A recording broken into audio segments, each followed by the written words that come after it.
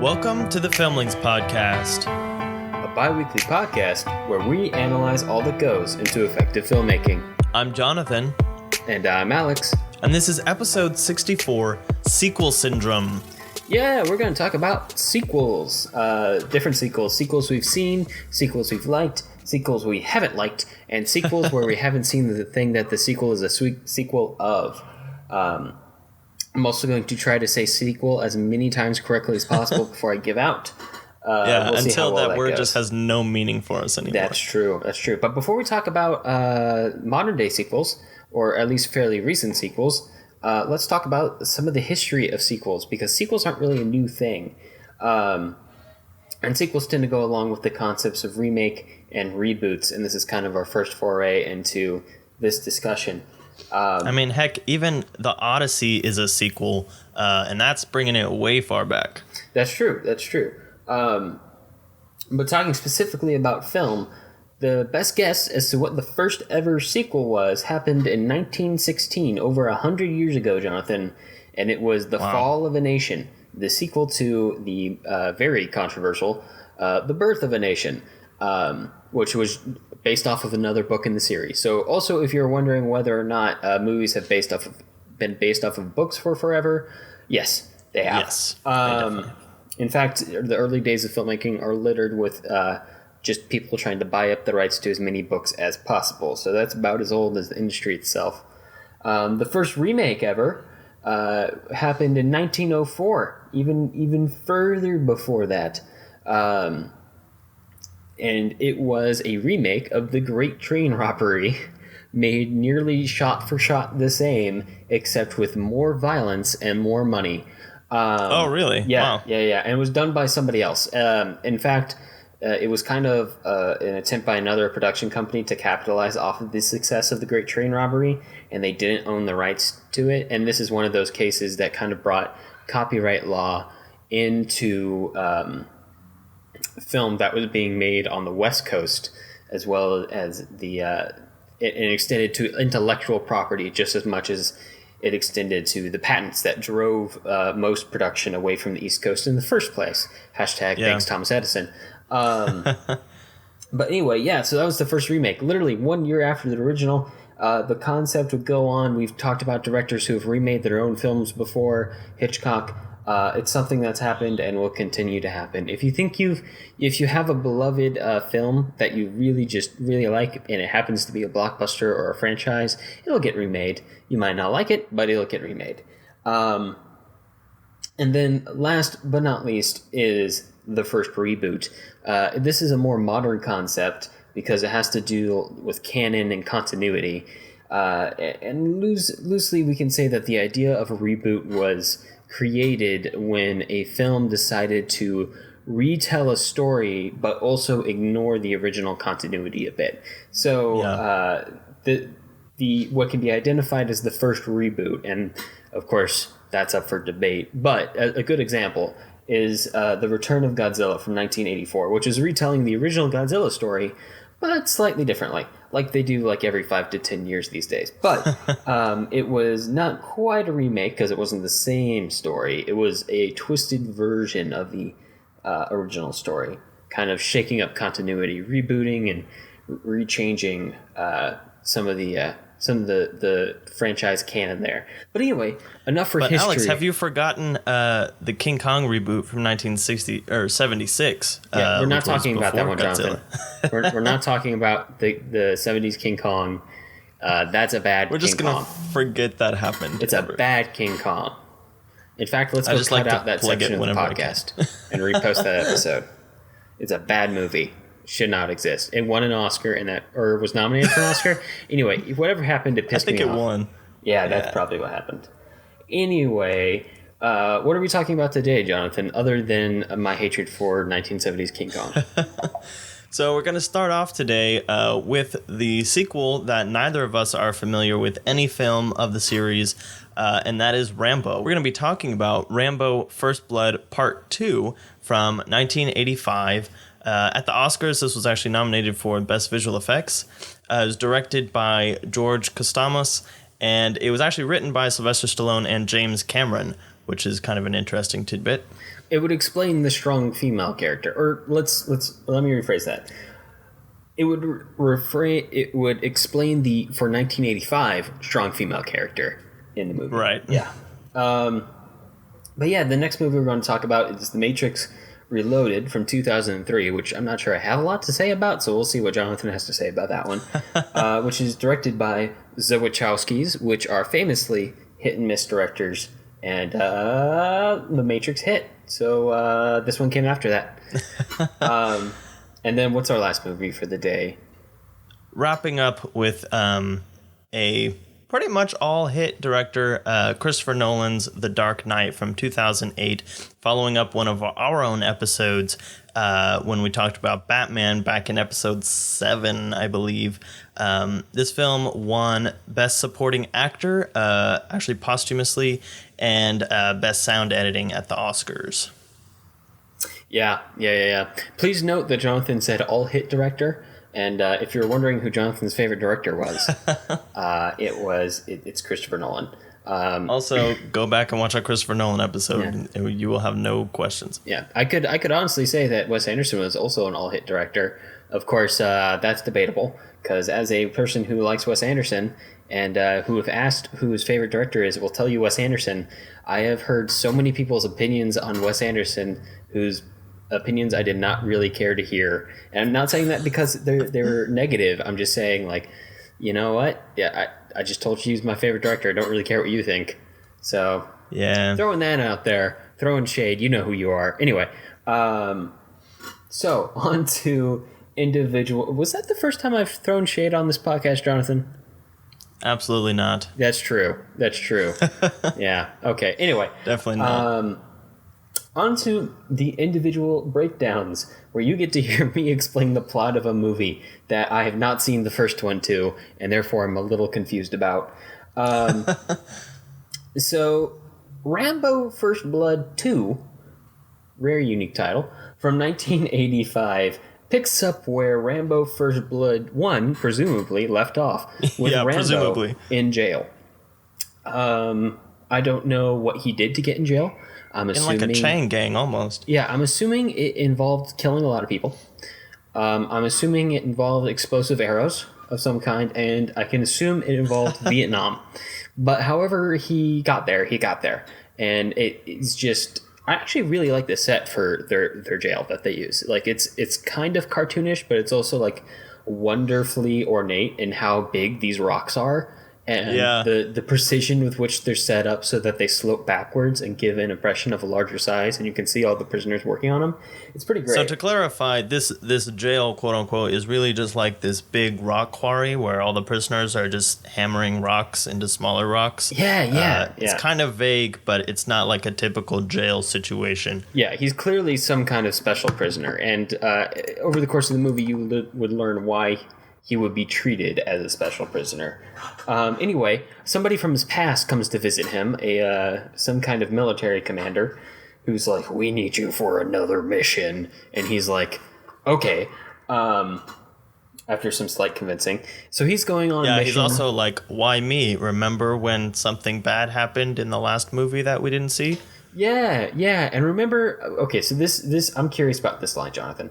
So when he comes to offer him the job, he's like, "Our computer selected 3 soldiers who could complete this mission, and you're one of them." And I'm like, what about the other 2 guys? Are they in jail? Did they do worse things? What's up? But anyway, in all seriousness, Rambo goes back to Vietnam, a place where presumably he would never want to go again. I wouldn't know that, having not seen the first movie, but you can tell by the acting and writing that he does not want to go back. Anyway, he gets back there and he's given a mission to to just take photograph of some POWs that are still being kept by the new Viet Cong government, and apparently some Russians. So he's sent off, and then you kind of see that there's a B story going along, a B plot, where maybe this mission isn't exactly what it's supposed to be. Maybe this bureaucratic guy, who's a military member, but also, significantly, the only member of the military who's not in a uniform. He's in a shirt and tie. He's depicted as a bureaucrat, while everyone else is depicted as a soldier. He has orders to do something other than, save Rambo. They basically sending him on a death mission. But he goes, and because he's a badass, he successfully completes the mission, along with his freedom fighter contact, who is Vietnamese. Her name is Kao something? Ko Bao. All I mostly what I remember is that I looked up the actress and she's now in the Church of Scientology. But fun. Yeah, right. But anyway, they complete the mission. They find the POWs. They rescue a POW, and when they're about to be picked up by the helicopter receives orders from this bureaucrat guy to turn around, and they do so. And now Rambo is left on his own behind enemy lines, and he has to fight his way out. And you have this epic setup where he has to defeat both the Vietnamese, the Russian bad guys, and the American bureaucrat, who he doesn't hurt so much as he just scares the crap out of. And I will say this, it is a very fun watch, very explosive. I was a little confused the whole time because I didn't have my grounding, but by the end I got a solid grasp of who Rambo was. And it's hard to have heard of the Rambo series and not have a pretty good idea of what it's about. Yeah, what you're getting yourself into when you're going into the movie. Right.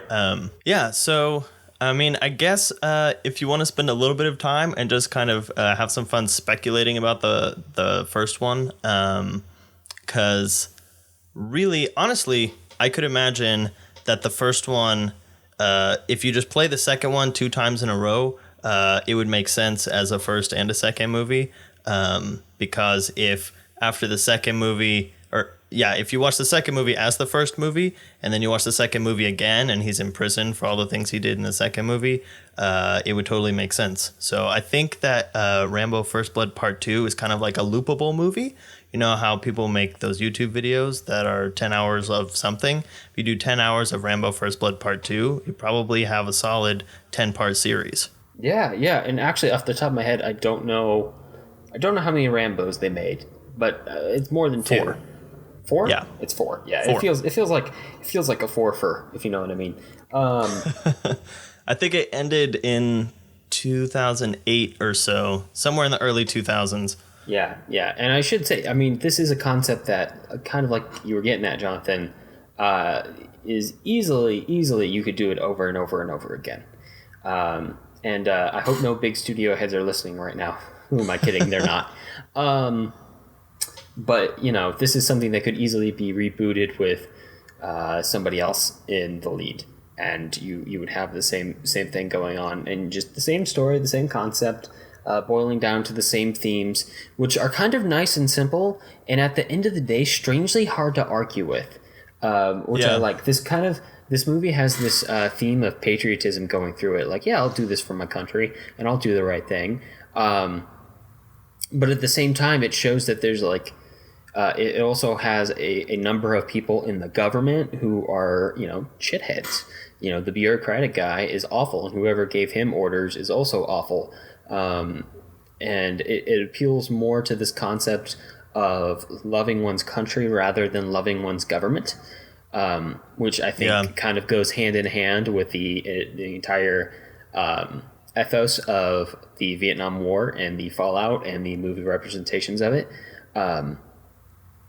But it is, strangely hard to argue with idea to, not love the government but love the country. It kind of protects itself from assaults from both the right and the left in that way.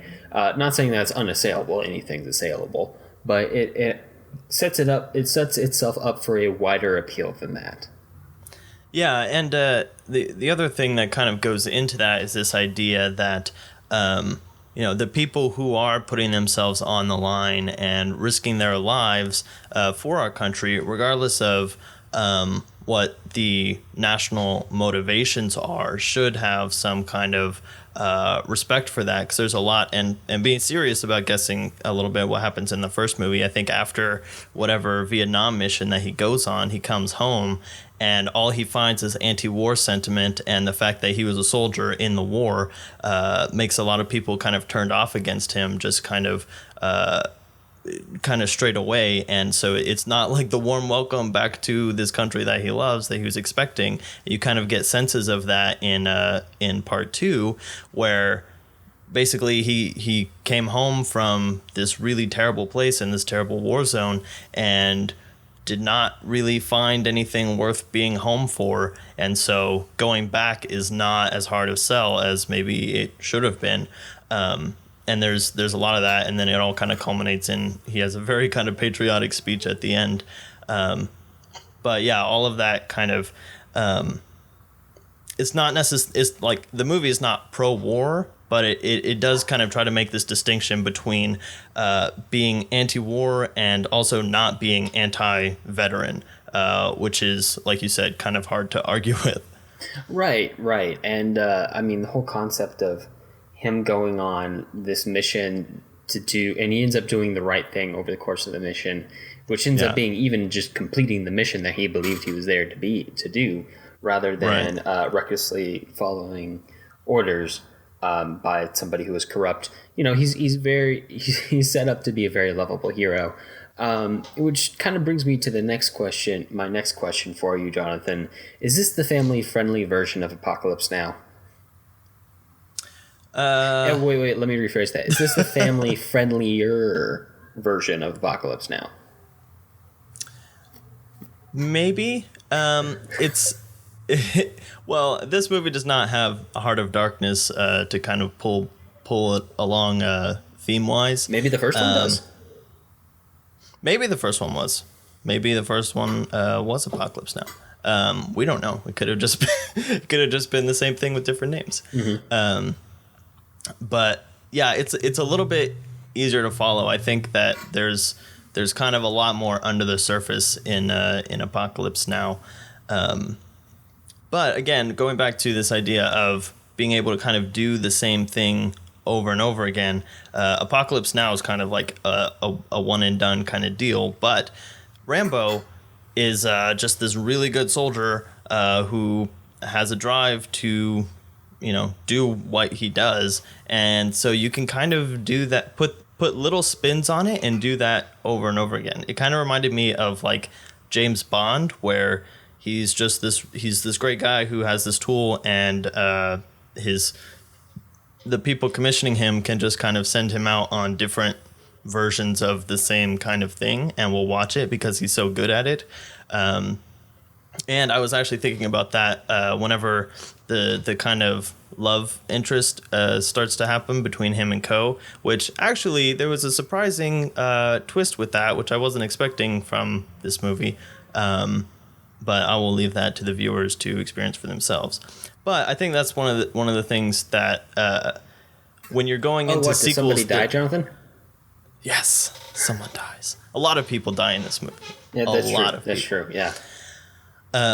It's good we established that. Right. When you're going into a sequel, there are different kinds of series. I feel like there's kind of very open-ended series that have this redoable premise, but then there are also kind of very fixed series, and that's one of the things that I wanted to talk about a little bit with this week. This whole episode is just this idea of when to leave a movie open to be continued, and when are we ending a second movie with a goal towards a finish, if that makes any sense. That makes sense to me. But of course, we live in the movie world where there's just sequels everywhere. And I feel like maybe that's why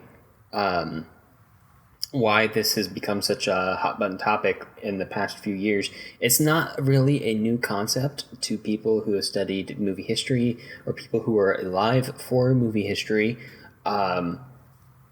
To see sequels. It's not uncommon. It's just become more and more popular until it's become like the main mode of making movies. until it's become a topic that's been forced into the mainstream, much like comic book movies. Yeah, I wonder if it's even that it's popular in that, or if it's just that we kind of just expect it now. Like, if we like a movie, we expect them to keep doing it because it's what we like, not because it's necessarily what's best for the story and what's best for the original film. Yeah. I mean, we're so used to them leaving endings open for sequels. Like, it's very, very common. Yeah. There's always a way to tell a new story. I mean, heck, it's even permeated into TV where every ending leaves space for a reboot. And yeah, TV is a little different because, that's kind of the goal. Jonathan, could you do me a favor? Yeah. Could you reload the Matrix? There you go. That's my... Oh man, guys, you've just witnessed the birth of Jonathan's new career in Foley. It's going to be his Foley new... man. Foley man. All right, so The Matrix Reloaded from 2003 follows, as you can imagine, The Matrix. So how to introduce this without going through the entire plot of The Matrix?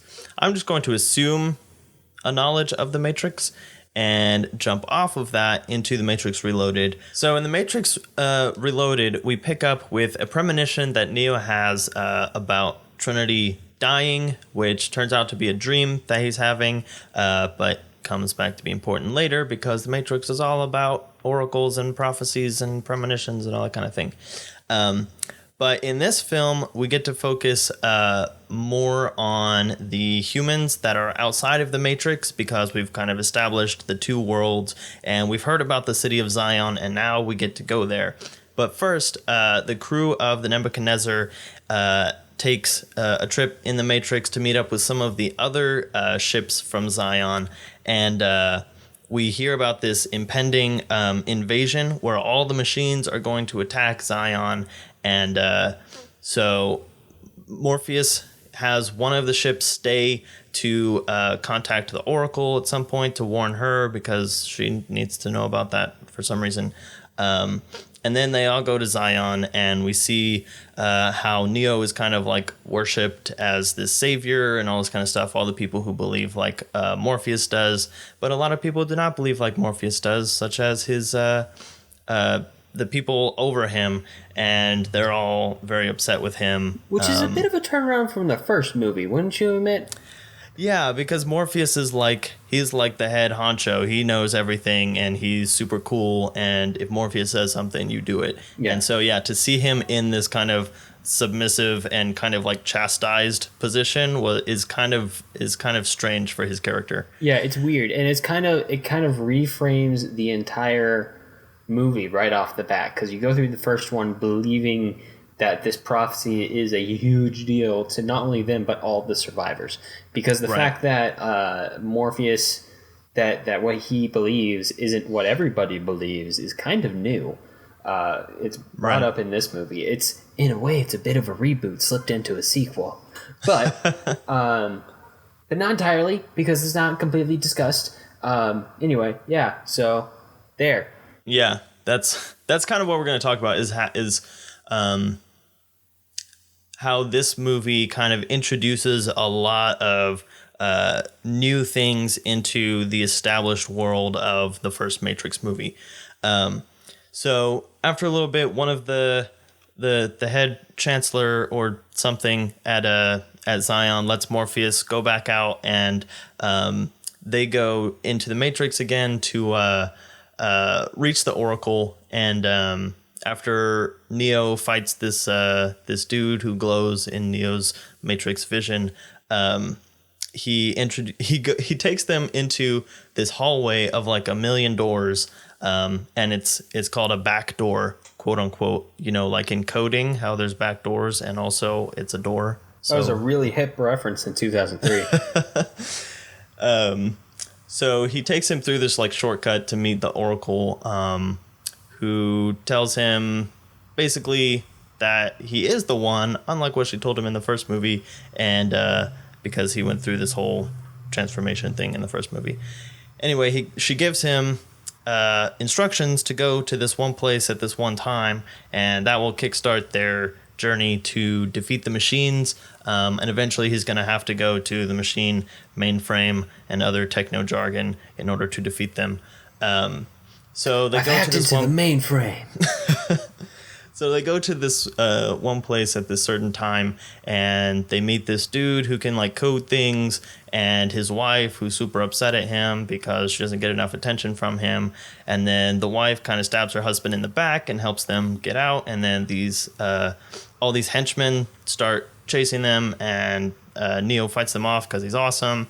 Then there's a big thing on the freeway.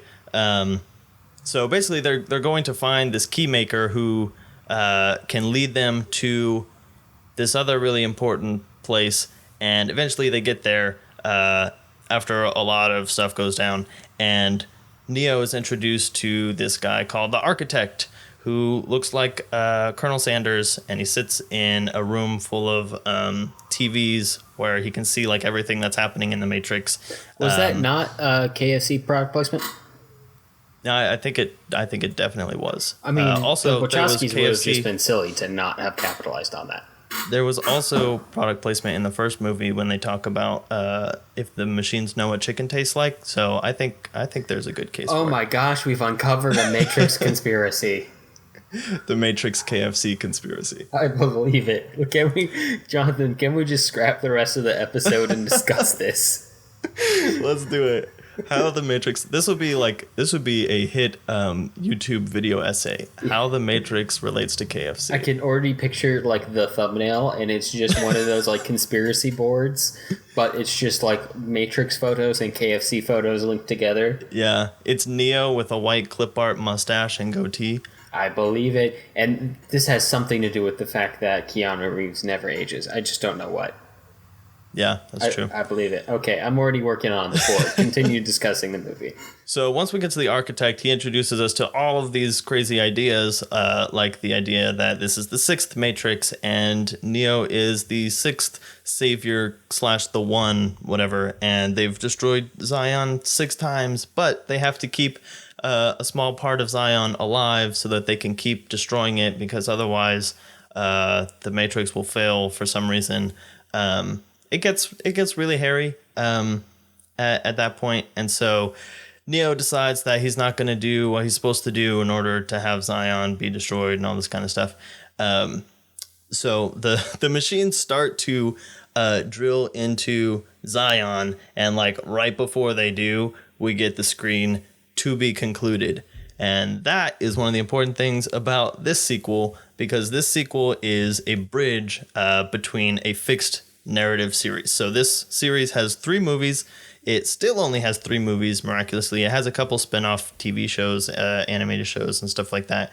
But the 3 movies are still canon. So this movie being a bridge from the first Matrix, where we're introduced to this world, this dystopia, and then basically the third movie picks up exactly where the second one leaves off, which is kind of an interesting thing as far as writing and constructing a story, because the second movie doesn't have an end. It is a ... into the third movie.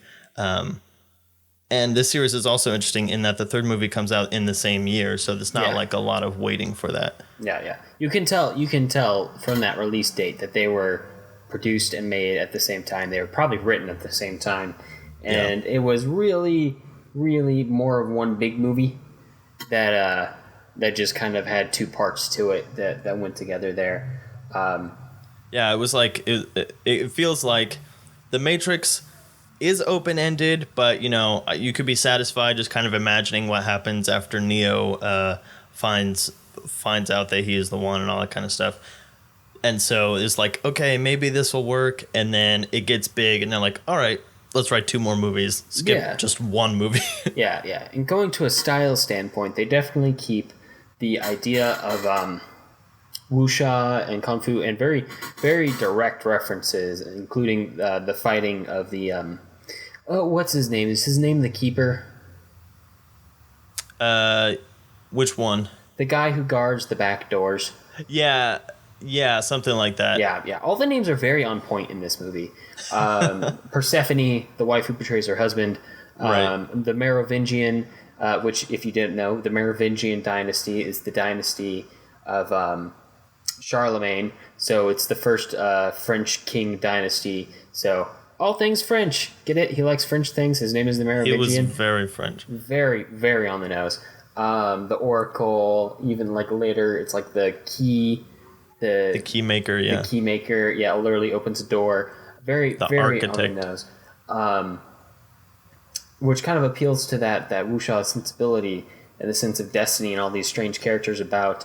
And I feel like there's an elegance to it in the first movie that it doesn't try to go beyond that. It just does it and tells you this, shows you this really interesting world with this kind of familiar concept played into it. And it's exciting. And there's still in that some sense. mystique to it in the first movie. Yeah, and it feels a little stripped away in this one when they reveal like the political cunning behind it, and they try to twist it from this romantic tale into like this near political thriller with kind of Game of Thrones-ish political backstabbing going on, and things that are romantic in the sense of romanticism, like. That's what I mean. I don't mean romantic. Although I guess there was some of that. Yeah, the first Matrix, though, I mean, it did not focus on that very much at all. The second one gets more into the classic, the cliche kind of romance. It starts off with that. I think there's like a giant party that kind of turns into a giant.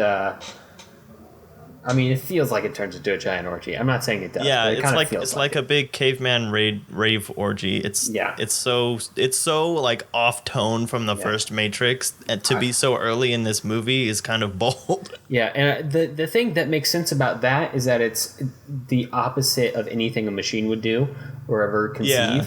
And it's true. In doing that, it's incredibly human, but it feels so different from the first movie.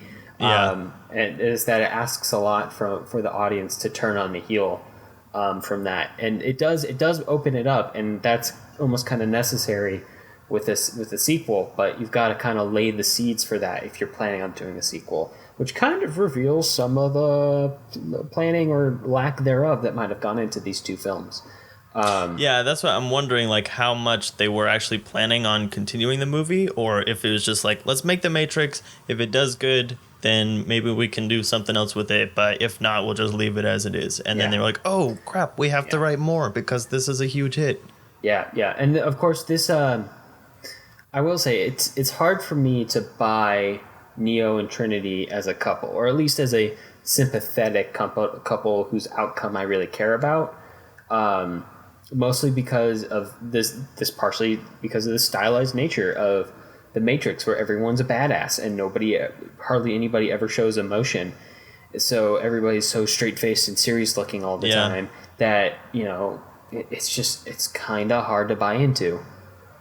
There was also an interesting thing in this one for me in that, like I was talking about with the mystique of the film, just like in the world building, but there's also, I feel like there was something lacking in just like some of the granular writing of the movie. Like whenever they first go to Zion, and one of the other ship captains' name is Niobe, and there's kind of like this weird thing between her and Morpheus, and Neo literally says, so what's up with Morpheus and Niobe? And I think it's Trinity who says, oh, she was with Morpheus, but now she's with him.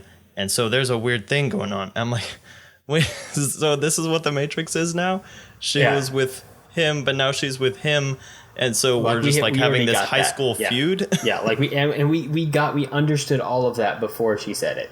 Yeah. Right? I do feel like the writing in this movie could have used another year in the rewrite section. A lot of it feels very on the nose. I feel like the editing could have used a lot more time to it. A lot of the moments. One of my other favorites is some things stay the same, but some things change.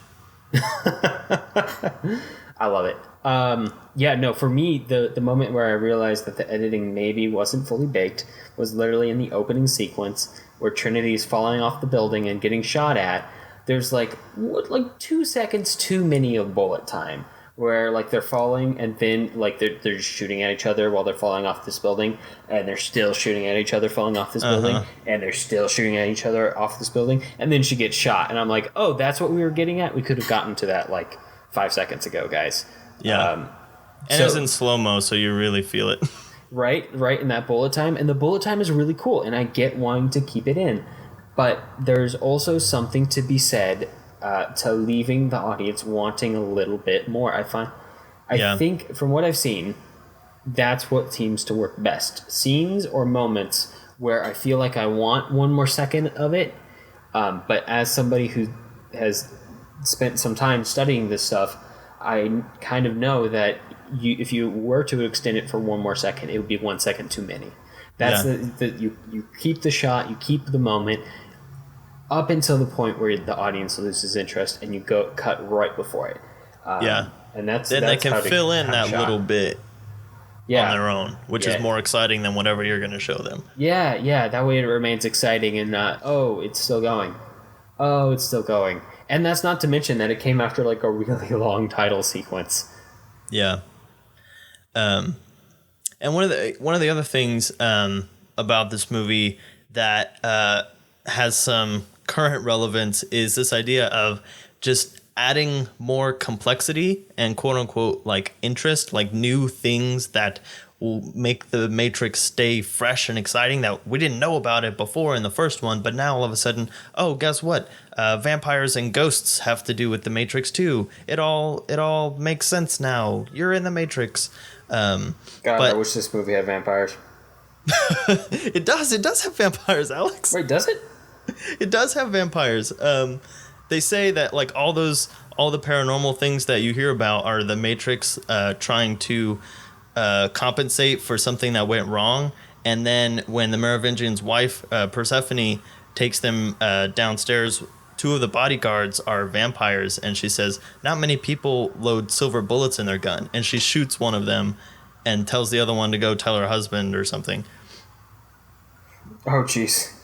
Okay. So, yeah. Okay, yeah. That tells you how much interest this movie had. How well it held my interest this time around.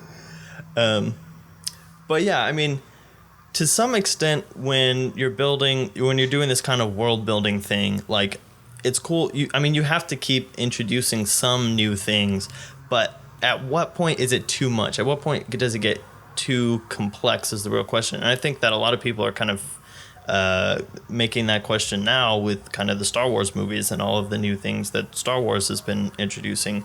So it's kind of like this constant struggle that you have when you're extending specifically sci-fi fantasy stories that you can take what you had before, but since you've got this other world that you can do so much with, how much can you put in there and how much is too much, if there is such a thing as too much? Oh, there's such a thing as too much. Yeah, but the question is like where does that line get drawn? Because if the creator and the Wachowskis wrote this whole series, so it's their property, it's their world, like if they put it in there, I mean that it belongs to that world, regardless of how much you liked the movies that didn't have that in there. I mean, you can't really argue that that's not part of the world if they write it in there. They created it. Yeah. And there's definitely something to be said that look, if somebody keeps making more of something, you're not going to like all renditions of it, and you're not going to like all editions of it. Yeah. It's just you're rolling a percentage dice chance of it too many times. It's going to fail some of the times. It's just the way it is. And people are constantly going to try different takes on it because they're not going to repeat the same thing over and over and over. Oh, wait, we just talked about Rambo and Bond. Never mind. But in some of these, they aren't going to try the same thing over and over and over. And in those cases, because they're constantly shifting what they're trying, they're going to hit upon something that some people like one time and some other people don't. Now, is there something to be said for planning out an entire series so that it's succinct and compact and thematically consistent and that it could be easily enjoyable by a widespread audience all the way through? Yeah, there is. Of course there is. But is that what happens? No, it's not, because series make money. So people keep making them until they stop making money. And typically at the point where they've stopped making money, they've been run into the ground. So and that's why the question of Marvel fatigue and the question of Star Wars fatigue have come up more and more in the past couple of years, because we just keep getting hit with these movies.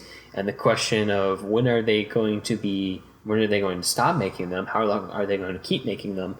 Is pretty darn close to the question of how long are they still going to be good? Yeah, and I've brought this up before, but I'll keep bringing it up because one of my favorite examples of a film that could totally have a sequel, but doesn't, and I don't think ever will, at least not with the original creator, is Inception.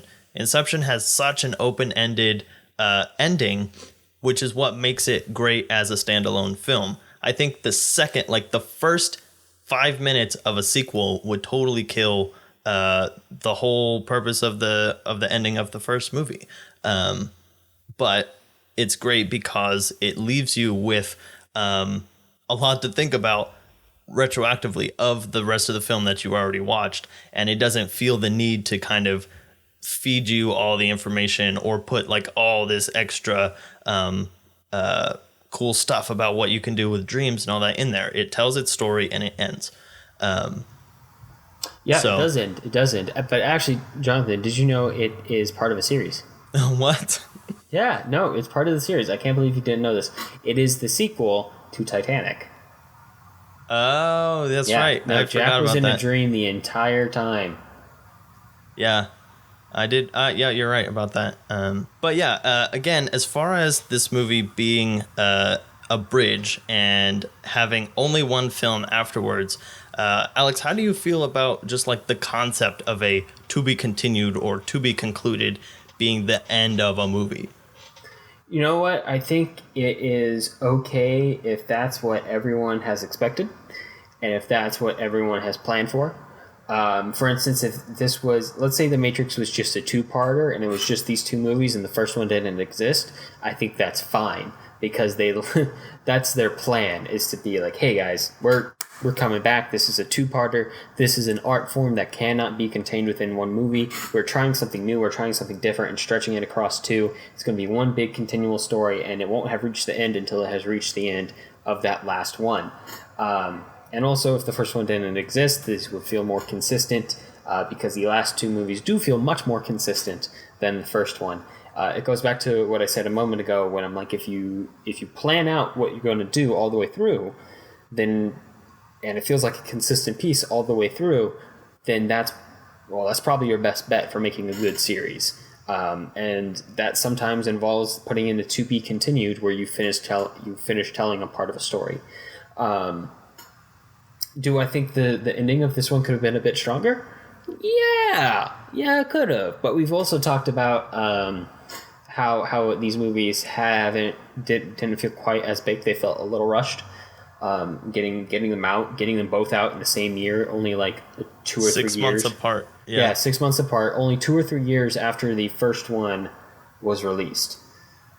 Which for movies of this size and scale and the world building involved and the special effects involved, especially in the early 2000s, is really freaking fast.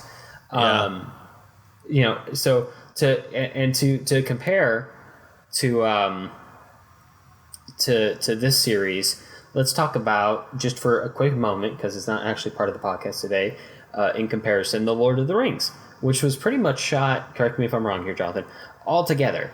Right? They were all shot concurrently. It was planned out to be 3 movies.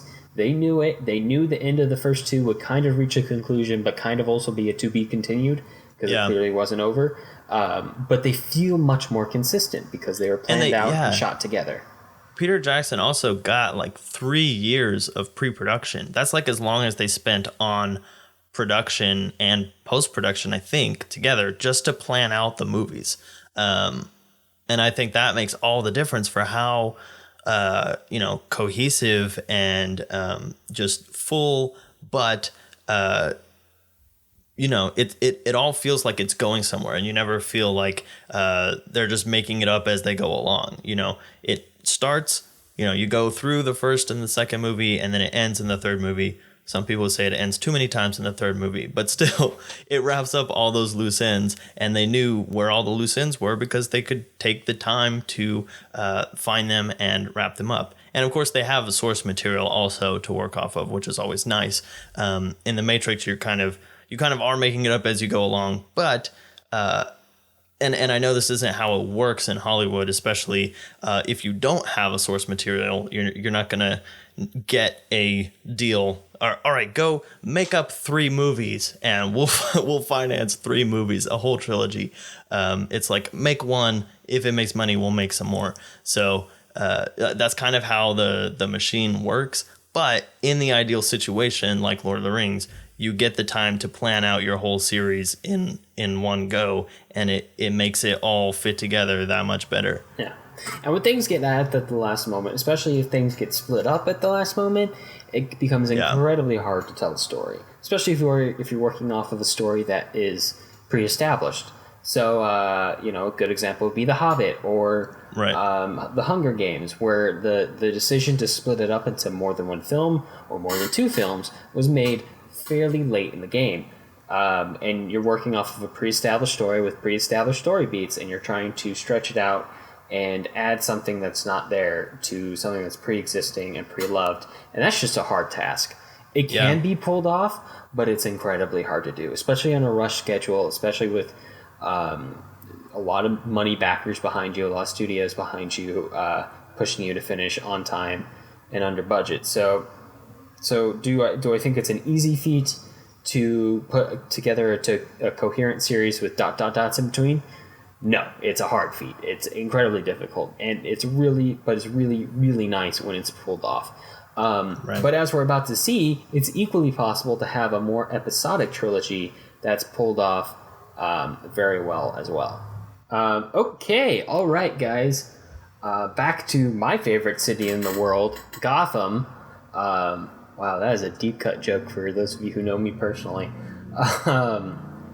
Okay, so let's talk about The Dark Knight. Not The Dark Knight Rises, The Dark Knight, which is the second of the 3 Batman movies in the Christopher Nolan Batman trilogy. Starring Christian Bale talking like this. So yeah, what is The Dark Knight about? Let's talk about it. I'm sorry, guys. I'm really not excited to delve into the complexities of this plot, and please bear with me. So it is very complex. Yeah, so the movie starts with a pre-established Batman. So Batman's already a hero in the city. He does this thing on the reg where he beats up bad guys, and he's kind of teamed up with Lieutenant Jim Gordon and District Attorney Harvey Dent, who is a new character, to kind of keep the streets of Gotham clear, and it's going pretty well, except for the very start of the movie where we see a mob robbing a bank, and the criminals kind of start slowly taking each other out as they're robbing the bank until the only one left is the Joker, and we can see that he's the Joker. In fact, he's wearing a clown mask over his Joker face. And he's the only one to successfully leave. And it's this very complicated heist plot, very well pulled off. It looks both chaotic and well planned at the same time, which is kind of this Joker's MO. Remember the first episode where we talked about setting up your movie in the first scene? There you go. Yeah, right? Everything, all of the complexities, all of the twists and turns and surprises and chaos and well-timed planning that occur in the first scene are kind of what we're going to get throughout the rest of the movie, as well as the Joker's instability, which we're definitely going to get throughout the first movie. And we're going to see that chaos echoed throughout the city and all of the characters within it, and we're going to see them fight against it in their own way. But anyway, so we're kind of set up for the basis of this movie, which is Batman versus Joker.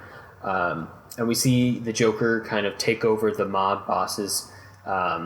He kills one of them out with a pencil. If you've ever seen a cool magic trick, I don't recommend this scene. And we've also established the plot point. Oh my gosh, we also established the plot point that one of the corrupt accountant for the mob has kind of fled to Hong Kong with all of their money. So that's important. And Batman doesn't have jurisdiction, so he can go anywhere he wants. So the Joker wants the mob to hire him to kill Batman and give them half of their money that he gets back from Hong Kong.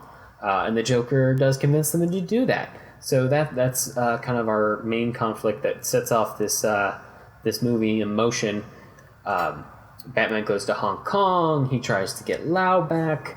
Batman Goes to Hong Kong, a new film. The Road to Hong Kong with Batman.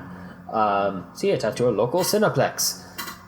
Anyway, the Joker the plane kind of starts to spiral out of control and comes back to Gotham. All of it takes place in Gotham, except for the one or two scenes in Hong Kong, as more people are killed or pretend to be killed. The Joker pulls off more very impressive planning and forces the Batman to do more and more extremes. Let's say that Batman was hoping that Harvey Dent would do a good enough job keeping peace in the city that he could retire and have a nice retired life with his sweetheart Rachel, who wasn't even really with him anymore. She was with Harvey Dent. But that plan becomes an impossibility at a certain point. Anyway, the plot. I'm trying not to spoil anything. I know. The plot gets increasingly. The plot thickens. It thickens. Anyway, the point is that through all these complicated twists and turns, the Joker pushes the Batman closer and closer to the brink where he breaks and stops being a hero, stops being a good guy, and does something wrong. That's why the Joker keeps taunting the Batman to kill him, because at the point that the Batman kills the Joker, he has become like the Joker. And the Batman doesn't want to be like the Joker, even though he has tendencies that outlawish tendencies that tend to bring him very close to that point. And of course, he has help from all of his allies, including Alfred Pennyworth and Lucius Fox over the course of the film. Lots of people die, lots of things are exploded. A hospital goes boom in a wonderfully unplanned scene. Heath Ledger performs a award-winning supporting acting portrayal of the Joker that has become absolutely legendary. Yeah. And of course, it ends on a wonderful note. I'm the hero the city deserves, but not the one he needs right now. So on and so forth. Anyway, the point is, that's the Batman movie. Most of you probably know what happens in it, and for those of you who don't, I have managed to not spoil anything, or too much. But really, what we want to get into is the sequelness of it all, and the fact that this is mostly this is considered the peak of the trilogy. It's considered to be better than either the first or the last movie in the trilogy. Which is fantastic and amazing. It's a really strong movie, and I think what's most impressive about it, and especially in contrast to what we were just talking about with The Matrix, is that this is a series that plays out very episodically. Each movie has a beginning, a middle, and an end, and doesn't need the next movie to happen to be A-okay. In fact, it can happen on its own, and you wouldn't need to see the rest, and you would be totally fine with the outcome. You'd feel like you've gotten to know the characters. You feel satisfied at the end. Whatever journey that Batman was on at the beginning of the film, he's learned by the end. And even between the movies, it doesn't feel like Batman really rehashes any of the same ground between the first movie, which is about revenge, the second movie, which is about chaos versus order, or whatever the third movie is about. I actually haven't seen it. Don't hate me. Wow. Yeah, I don't know. Hey, but you know what, Jonathan? I haven't seen the first Rambo either, so. Yeah, but Batman is an interesting case because it does have a source material, and that source material is comic books, which are inherently repeatable. Comic books are made to be made over and over and over again for issue after issue, ad infinitum, practically. So the interesting thing as far as this specific series, because we've seen so many different iterations of Batman. Just go back to our other Batman episode, and we just covered 4 different iterations of Batman, and that's not all of them. But in this specific trilogy, Christopher Nolan's Batman trilogy, it does have a little bit of a fixed timeline, kind of like The Matrix, in the fact that Batman Begins, we see how Batman becomes Batman. In The Dark Knight, we see what is the result of Batman, becoming a presence in Gotham, right? And then how that causes more escalation in the crime side of Gotham. And then in The Dark Knight Rises, where we get kind of this this loose wrapping up of the Batman character. So we have this this kind of procedural character inside of a kind of fixed narrative, but like you said, it is still episodic in the sense that like each movie you just kind of switch out the villain and Batman gets to do his Batman thing to a different villain, and this one pulls that off really well.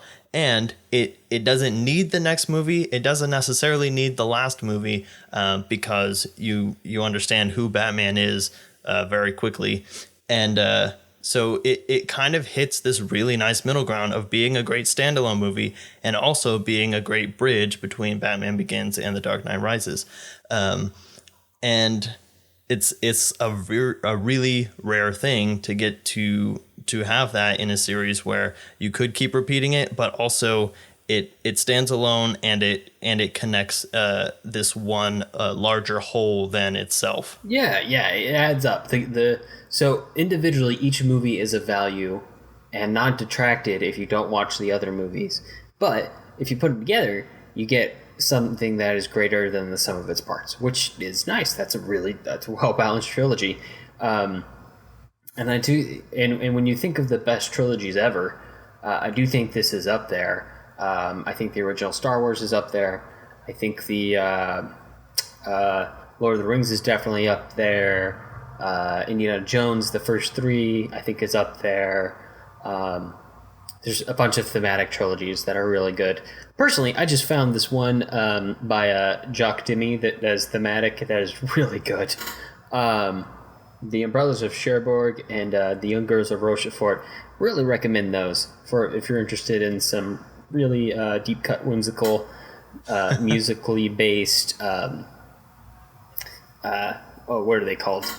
Sequels. Yeah, that's the subject of this episode. Check those out.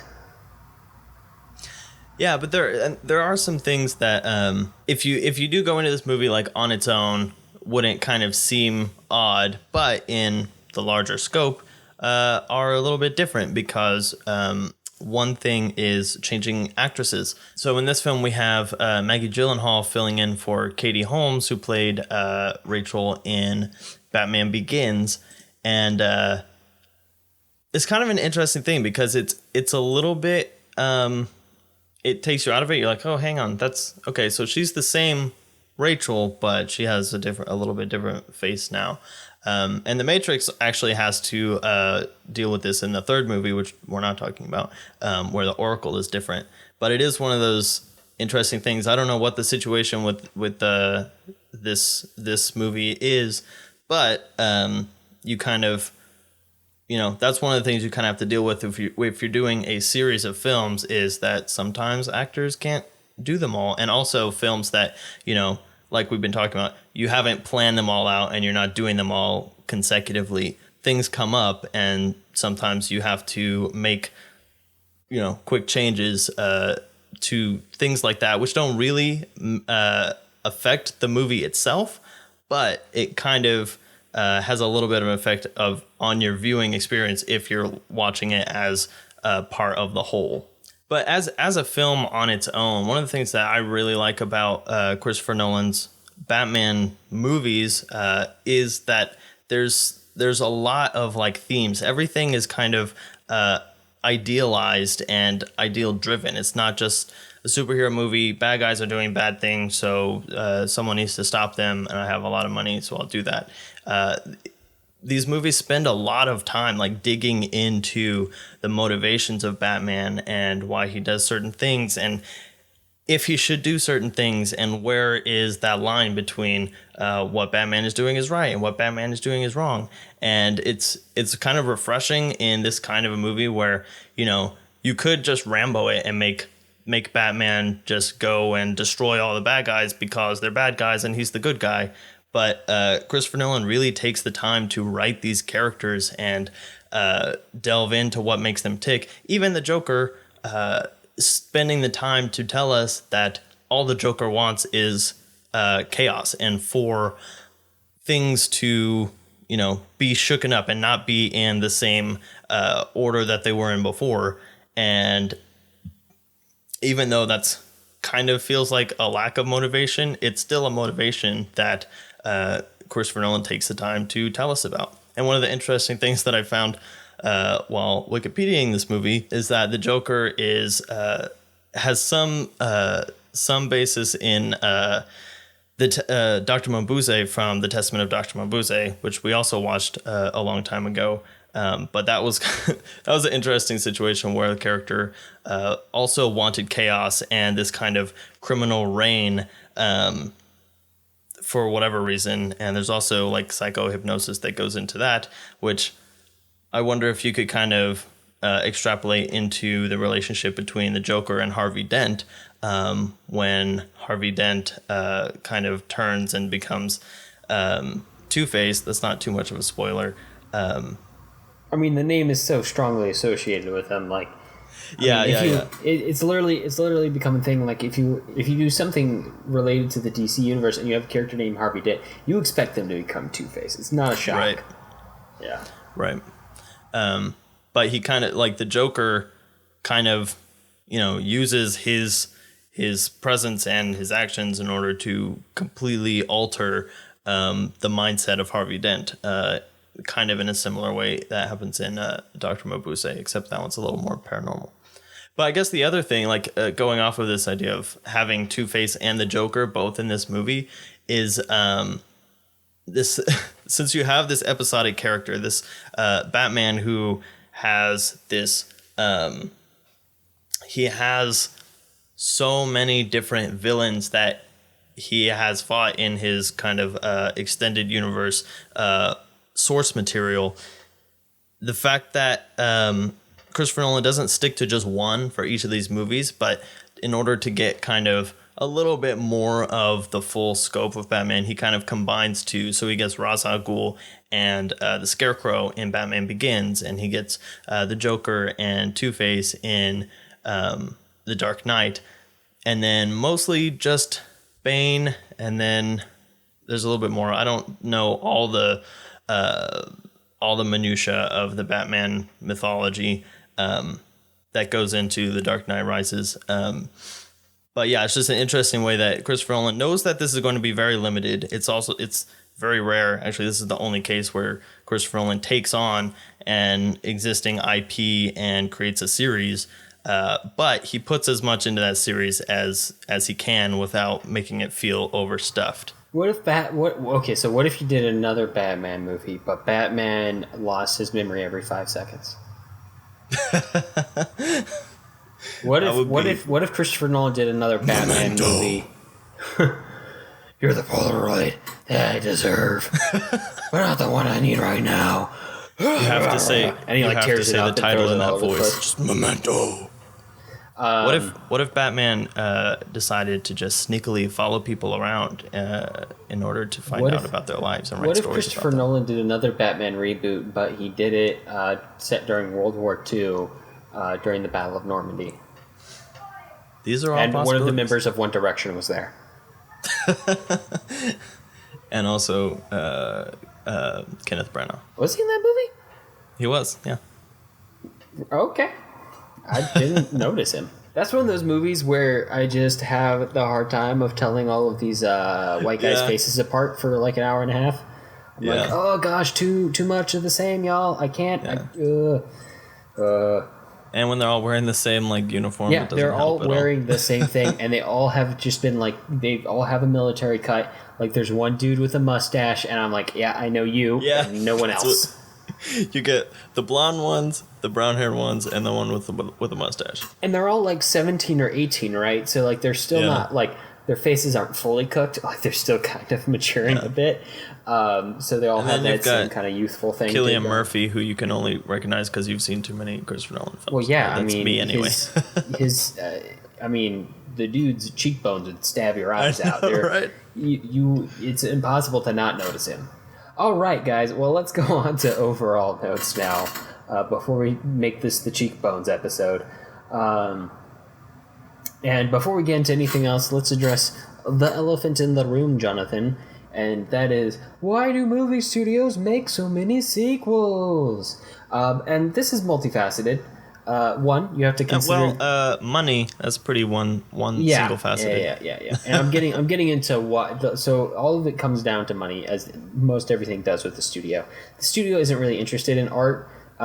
They might be interested. They tolerate art. So they're interested in one or two things. They're either interested in making money, or they're interested in the prestige of an award, and that's why things tend to fall into the camp of either a blockbuster or Oscar bait. And we've already done that episode. It was like episode 8. So wow, that was a long time ago. Check that out. Shameless plug. But the reasons why they would make a sequel tend to fall into the category of making money. And more specifically, to break those down, we need to talk about the idea of safety, which is people like to sell things that have already been sold. So there's already a billion Star Wars fans out there. Why don't we just make another Star Wars movie? Because we know a bunch of people are already going to go see it. We know there's a bunch of Matrix fans out there. Let's make another 2 movies. That seems like a safe bet. Because, like you said earlier, Jonathan, there's no way that on spec you could come to a movie studio and be like, hey, this is an original property. It's not based on a book. It's not based on a video game. It's not based on anything. Let me make 3 of these movies. You'd be lucky if you got 1 ever. And that happens to a very small minority of people. Most things are based off of other things. That's just, the way the industry's been forever. And 2, we have to talk about the idea of property grabbing, which goes back all the way to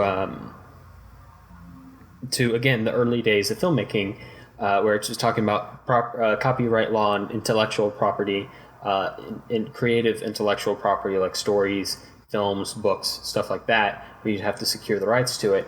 It very quickly, amongst a lot of those very small, kind of like flying by the seat of the pants, cowboys with cameras, movie studios of the early Hollywood period, before Hollywood is even really a town, them snatching up as many properties as they saw. The second a good story was published in a newspaper, people would rush the author's house and try to buy it up before any of the other movie companies could buy it up, because it was worthwhile. And the same thing, to a certain extent, goes today. If a book is successful, if a video game is successful, if an original IP, a play, anything like that is successful, it will be competed over by major studios for the rights. And that doesn't necessarily mean it will ever become a movie. A lot of these will end up stuck in production hell, but once one studio has the rights, they have the rights, and it's very hard to get the rights back.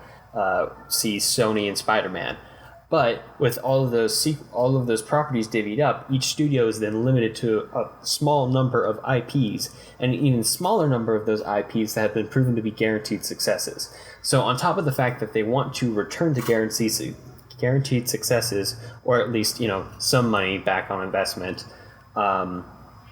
intellectual properties over and over, there's a very small number of those to go back to over and over. So we tend to see a lot of sequels from a very small handful of properties to begin with. Maybe a few dozen that keep getting made and keep getting made and keep getting made. And that doesn't mean that they don't try every once in a while to start up a new one, but they don't always work. See whatever that Mummy reboot was a couple years ago.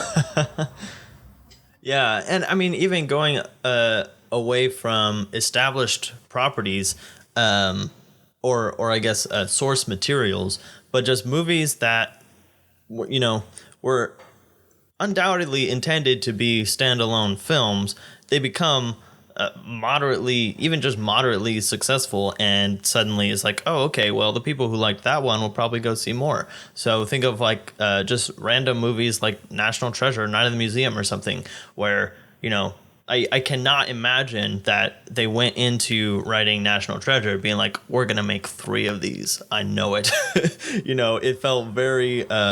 Wait, did they make a 3rd National Treasure? I want to say they did. I can look it up right now. You know what? No, don't. It's just headcanon now. There's 3. There are 3 somewhere. I don't care what you say. There's 3. You might have to steal a declaration to find the 3rd one, but hey. But even stuff like that, gets sequels just because they feel like whoever the audience for the first one was is going to come back again for the second one. And it's just this weird thing that Hollywood does all the time. And I wonder, I don't know if there's any way to like prove this or evaluate this, but how much impact does that have on people trying to create completely, well, okay, aside from our kind of more philosophical debate on originality, but how much does that affect people who are pitching original material and who could be pitching one that gets just as popular as the first National Treasure, but the studio passes on it because they got to make National Treasure 2 and jump on all the fans of the first movie. But that's not to say that there isn't artistic possibilities with sequels. Like we talked about with Lord of the Rings, it's impossible to take over giant, epic, magnum opus level productions if you have the established backing of a studio and an IP behind you. And if you can plan it out, you can achieve something quite miraculous. When we look at something like The Dark Knight, those movies have value to them that go beyond their value to entertain and their value to make money for a studio. In technique, in acting style, in stylization, in the way it's written, the way it's directed, they all have value to them, and the way that they can fit with each other, as these individual units, okay on their own, but better together,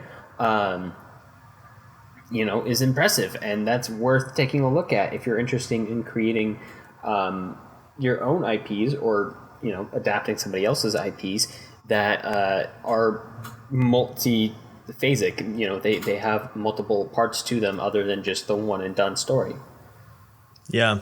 And then the other thing that you have to consider is, especially once you like gotten past the whole, are we going to make this movie, is when you are making it, you have to think about how is this going to stand alone, like as a movie. If someone's just like walking into the theater and they're like, oh, hey, I heard Rambo is really good. Here's the next Rambo movie. Maybe I'll just go check it out. How's it going to do just on its own? And for something like Rambo or James Bond or something, those just have, again, kind of this episodic nature, where you can base it off the character, and then the character just gets put in different situations, and also Batman to some degree. But if you're walking into The Matrix cold, The Matrix Reloaded cold, then you're going to be very lost. We were a little bit confused about, I don't know exactly what Rambo's backstory is, but I get like what he's doing and why he's doing it. If I'm in The Matrix, I'm like, whoa, what is this world? What is happening? So it's definitely kind of a trade-off for some of those things. And so it's like you're saying, like if there's going to be more, and I guess it goes into marketing also, like you have to make sure that everyone understands that this movie is part of a series, I guess, which is kind of impossible not to, with just the influx of how much we see marketing for everything these days. But like with The Dark Knight, being able to just walk into The Dark Knight on its own and walk out and be totally satisfied, and not like, I have to go figure out like, oh, what I just watched, what's happening. It does give the movie a different kind of watchability than something that says to be concluded, and you're like, oh, okay, I guess I'll wait for that. Yeah, right. It is asking a bit of a commitment from the audience. It's interested to see what kind of things you could do in a movie to elicit that agreement to that commitment, and what kind of things you can do to flub that commitment to that agreement. Who's going to leave off and not come back to watch a movie? But yeah, fascinating stuff. And as we can see, it definitely goes deeper than the why do we do it? We do it for money conversation. Although that's one worth having, and whether or not that is a practice worth continuing is definitely worth having. But yeah, so as we can see, sequels have been and continue to be a large part of the film industry, and a fascinating, multifaceted part at that. Absolutely. But we have not had a director episode in a little while, Alex. How are we going to fix that? Well, next week we're going to talk about David Lean. So, lean on us. How many lean jokes can there be in one episode? First Tune in to find out. First, we're going to go over to Asia and lean on the bridge. The bridge on the River Kwai, that is, from 1957. Then we're going to lean on our good buddy Lawrence of Arabia, 1962. And in case we catch a cold, we'll lean on Dr. Zhivago from 1965. We're kind of all over like the globe. That's just next lean. time. That's just who he is. That's what he does. That's what he does. He's a globetrotter. He is an epic adventure type storyteller. He hasn't. I don't think he's ever made a movie that's been shorter than 2 hours in his life. And I think a couple of these are over or at 3 hours. Lawrence and Zhivago. Lawrence is almost 3.5. Bridge is probably like 2:15 or 2:30. Honestly, 2:45 closer, I think. 2:45. Oh my gosh! It's almost 3 hours. So this is gonna be. These are some long movies, but they are so good. I'm so excited. They're very good movies for sure. For sure, they should be fascinating to talk about. But that's about all the time we have for this episode. If you have movie suggestions for us or just want to reach out, I can be found on Twitter at @JSSatchel. And I'm at Alex Geringer. And to find links to things that we talked about today, you can view them on the blog at thefilmlings.com.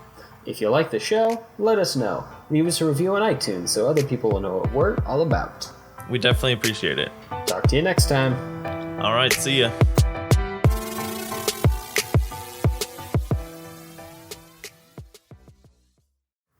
Foley Man, clacking his heels up there alone.